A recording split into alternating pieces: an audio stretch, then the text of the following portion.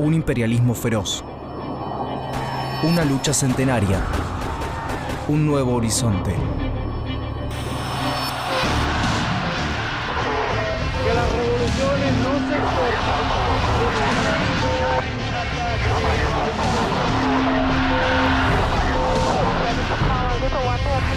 Esta América de color.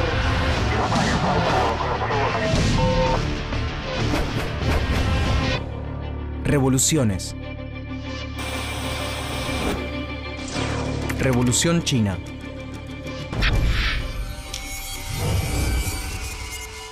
(1840) Situación inicial. En el siglo XIX, durante la década de los 40, una hambruna asola a la China de la dinastía Manchú, la dinastía imperial que gobierna el país desde 1644. Durante esa década, algunas potencias europeas introducen el opio en China y comercian con él a pesar de las leyes que lo prohíben. Como este gobierno ilegal genera, además, un drenaje escandaloso de dinero que daña la economía del país, Tao Quan, el emperador manchú, decide ir a la guerra 2 veces para frenar a los europeos. 1840. Primera Guerra del Opio. Reino Unido versus China. 1856. Segunda Guerra del Opio. Reino Unido y Francia versus China. La débil China es vencida en ambas contiendas.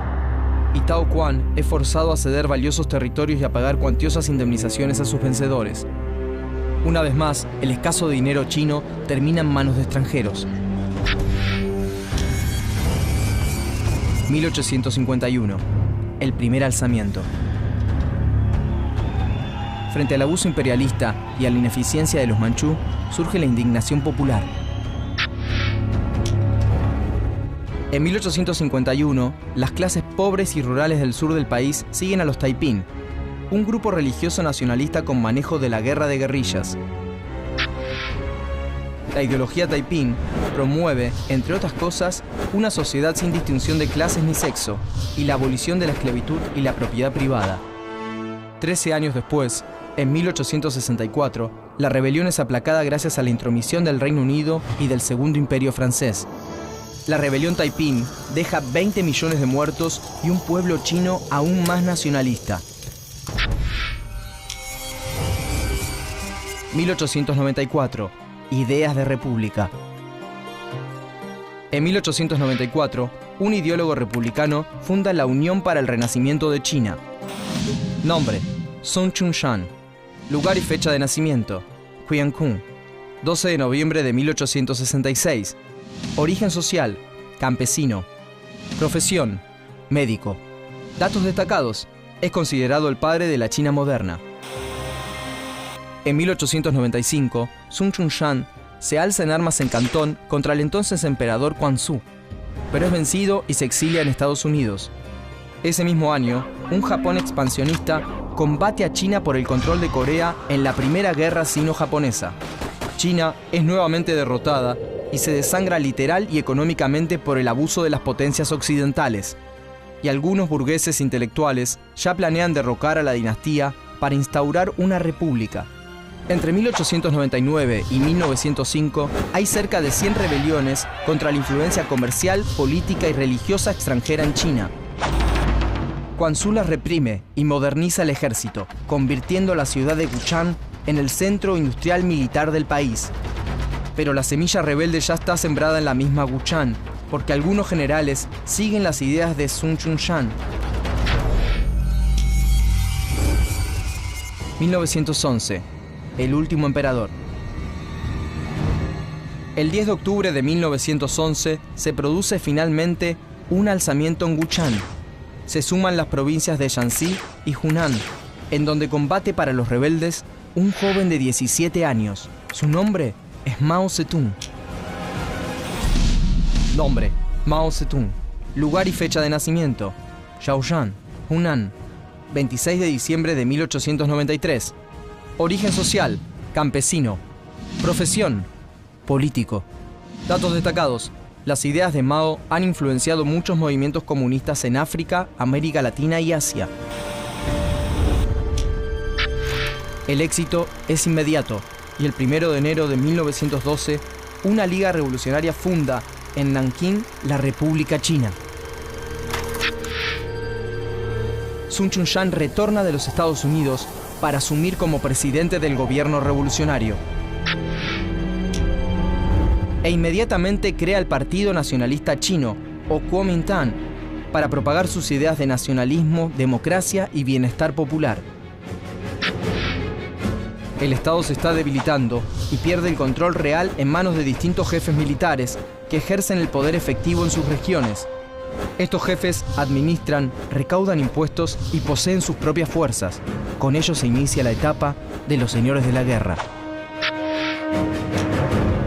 Sun Chun-shan cede momentáneamente el poder a Xuan Shikai, un general que controla el fuerte ejército del norte. Y es Xuan Shikai quien logra en 1912 el abandono de Songtong, el último emperador. Con el tiempo, Xuan Shikai abusa de su poder y se va volviendo cada vez más autoritario. Combate y disuelve el Kuomintang y se autoproclama nuevo emperador. Pero se le oponen sus generales, el pueblo y hasta su vicepresidente, Li Xuanhong, quien asume el poder tras una humillante abdicación.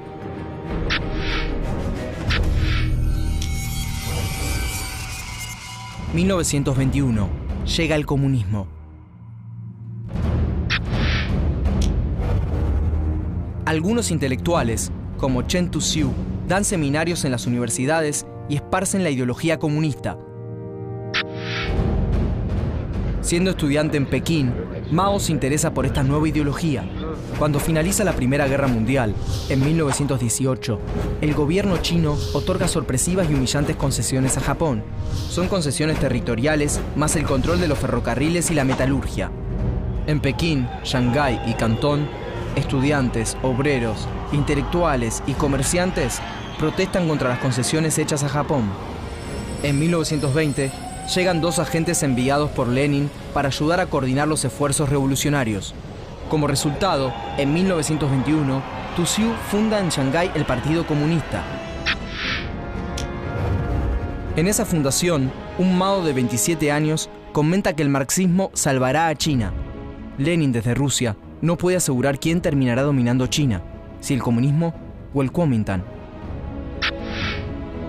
Por lo tanto, en 1922 se propicia una fusión entre ambos, una fusión que no va a durar demasiado. Así, en Moscú, se comienzan a formar cuadros políticos y militares chinos, y un militar de confianza de Sun Chun-shan viaja hacia allí. Es Chiang Chie-shi. Nombre: Chiang Chie-shi. Lugar y fecha de nacimiento: Zhizhou, Zhejiang. 31 de octubre de 1887. Origen social: clase media alta. Profesión: militar.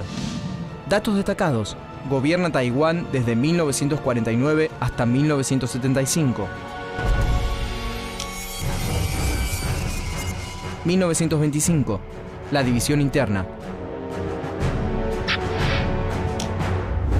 Feng Yuxian, un señor de la guerra pro-soviético, traiciona y derrota a Wu Peifu, su par de Pekín, y convoca a Sun Chun-shan para unificar el país. Es la gran oportunidad para la paz. Pero Sun Chun-shan no llega a destino. Muere de un cáncer terminal de hígado. Y en 1925, Chiang Chie-shi queda a cargo de Kuomintang. En 1926, en una expedición al norte, conquista Changsha, Guan, la costa de Kwantung y Fujian, y finalmente todo el sureste del país. 250.000 soldados nacionalistas, con apoyo, terminarían la era de los señores de la guerra.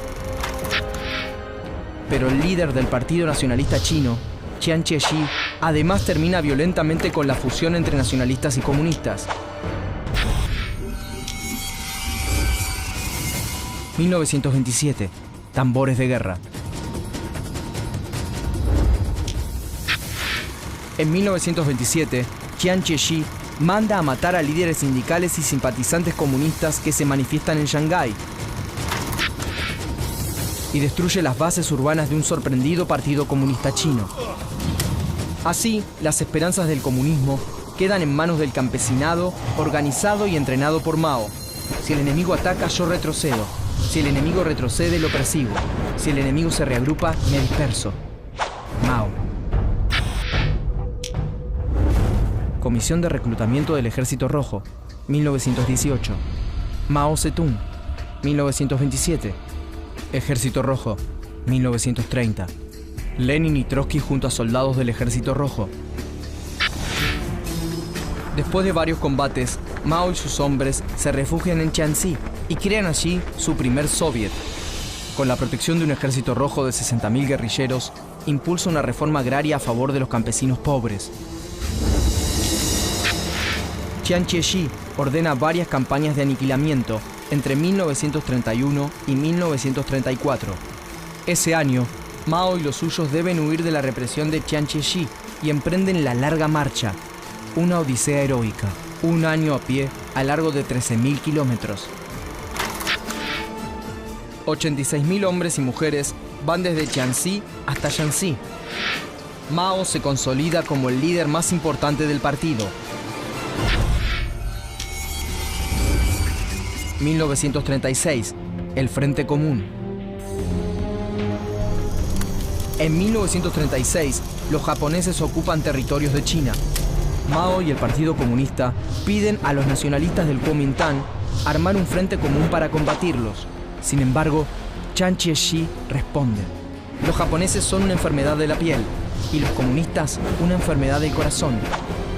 Pero Chiang Kai-shek es secuestrado por un general propio y obligado a negociar con los comunistas. Desatada la Segunda Guerra Mundial, la alianza entre Chiang Kai-shek y Mao se ve favorecida por la entrada de Estados Unidos a la guerra. China sufre gravísimos ataques, pero también desata una vertiginosa secuencia de víctimas sobre los japoneses, hasta que el fin de la guerra conduce al enemigo imperialista a retirarse de China. Los soviéticos fortalecidos instruyen a su ejército rojo para que apoyen a los comunistas chinos en su última ofensiva para conquistar China. 1949. China popular. Mao y sus hombres avanzan confiscando tierras para redistribuirlas. El ejército popular es imparable y toma Shanghái, Cantón, Kaifeng, Tianjin y Pekín, entre otras ciudades de importancia. El Kuomintang retrocede, trasladando la capital de Nankín a Wuhan, luego a Cantón, Chongqing y finalmente a Chengdu. El 10 de diciembre de 1949, el ejército rojo rodea a las tropas en Chengdu, último bastión de las fuerzas nacionalistas. Chiang Kai-shek huye a Taiwán, la China capitalista, donde gobierna hasta su muerte en 1975. El 1 de octubre de 1949, en la plaza Tiananmen, Mao proclama la República Popular China.